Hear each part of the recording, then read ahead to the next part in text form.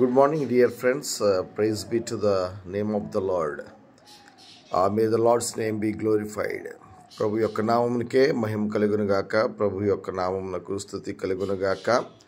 ఇవాళ విజయవాడలో జరగబోతున్న హైందవ శంఖారావం, the battle cry of Hindus, భారతదేశంలో మొట్టమొదటి ఇటువంటి కార్యక్రమము.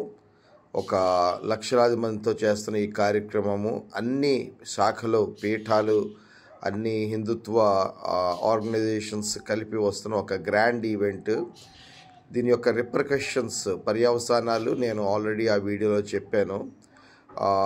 క్రైస్తవ సంఘాలను కూడా, మసీదులను కూడా దేవాదాయ ధర్మాదాయ శాఖ పరిధిలోనికి తీసుకురావడానికి సెంట్రల్ అండ్ స్టేట్ గవర్నమెంట్స్ని ఫోర్స్ చేయడానికి ఇది చేస్తూ ఉన్నారు. కాబట్టి దీనివలన ఇంకొక హిడెన్ ఎజెండా ఒకటి మీడియాలో ఒకటి చెప్తారు వాళ్ళు, బట్ హిడెన్ ఎజెండా ఇవాళ క్లోజ్గా మనం ఫాలో అవుదాం. మధ్యాహ్నం అంతా కూడా ఆ ప్రోగ్రాము టీవీలో చాలా హిందూ ఛానల్స్లో కూడా ఇది లైవ్ ఇస్తున్నారు. కాబట్టి ఎవరెవరు ఏం మాట్లాడుతున్నారు, ఎటువంటి పిలిపిస్తున్నారు, విహెచ్పి, బజరంగ్ దళ్, ఆర్ఎస్ఎస్ అందరూ మాట్లాడబోతున్నారు. కాబట్టి అది క్లోజ్గా మనం ఫాలో అవుదాం డియర్ ఫ్రెండ్స్. దీన్ని సీరియస్గా తీసుకోండి. గడిచిన 3 రోజులుగా చాలా ప్రార్థన చేస్తూ ఉన్నాము. అలాగే మీరు చాలామంది ఈ విషయం తెలుసుకుని ప్రార్థన చేస్తున్నారని అనుకుంటున్నాను. దయచేసి ఈ విషయాన్ని మన సంఘాల్లో అనౌన్స్ చేద్దాము. ప్రార్థన కొద్దిసేపు, మన రెగ్యులర్ ఆరాధన, రెగ్యులర్ ప్యాటర్న్ కాకుండా కొద్దిసేపు విజ్ఞాపన ప్రార్థనకే సమయం తీసుకుందాము.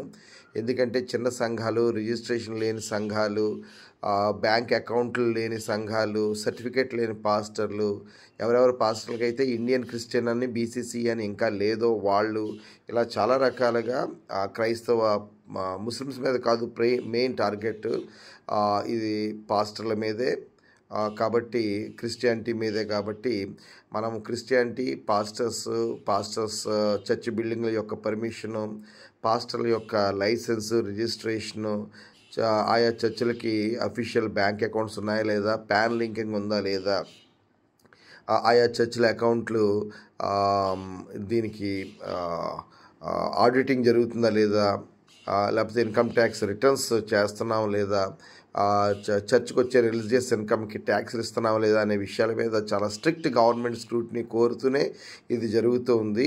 లేని పక్షంలో, ఇది క్రైస్తవుల మీద చేయని పక్షంలో మా గుడులను కూడా మీరు టోటల్గా దేవాదాయ ధర్మాదాయ శాఖ నుంచి మినహాయించేసి మాకు మేమే నడిపించుకుంటాం, మా పూజారులతో కమిటీలు వేసుకుని మేమే నడిపించుకుంటాం అంటే దాదాపు ప్రైవేట్ పరం ఇంక చేసేయమని వీళ్ళు అడుగుతూ ఉన్నారు. గవర్నమెంట్ అది అలాగే చేయదు. ఎందుకంటే ఈ గుడుల నుంచి, దేవాలయాల నుంచి వస్తున్న ఇన్కమ్ చాలా ఎక్కువ ఉంటుంది.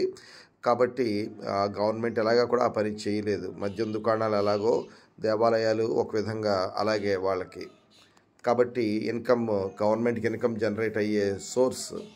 కాబట్టి గవర్నమెంట్ ఖచ్చితంగా ఒప్పుకోదు. గవర్నమెంట్ యొక్క మెడ వంచి, చేతులు మెలితిప్పి ఈ యొక్క చర్చిల మీద ఆ కర్బింగ్ అనేది, కంట్రోల్ అనేది గవర్నమెంట్ తీసేసుకునేలాగా ఫోర్స్ చేయడానికి ఈ ప్రోగ్రాము, ఈ ఆలోచన అంతా వీగిపోయేలాగా అక్కడ ఒక పెద్ద గందరగోళం వచ్చేలాగా మనందరం కూడా ప్రార్థన చేయాలి.